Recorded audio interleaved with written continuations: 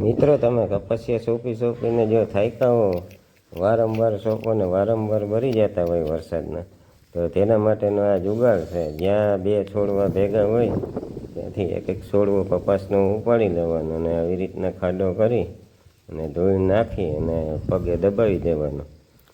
એક ખાસ ધ્યાન રાખવાનું કે તડકો ના આવવો જોઈએ અને ઝીણા ઝીણા છાંટા આવતા હોય અને ટાબર વાદળછાયું વાતાવરણ હોય ત્યારે સોંપી દેવાનું, એટલે તમારે એ કપાસ ચોંટી જ જાય. તડકી હોય તો ના ઉગે, બાકી ઝીણો ઝીણો વરસાદ આવતો હોય ત્યારે તમે સોંપી દો તો તમારે એમાં કપાસ પણ આવે, ઝીંડવા પણ થાય અને કપાસ ઉજરી પણ જાય ને વરસાદ થાય તો આ કપાસ બરે પણ નહીં.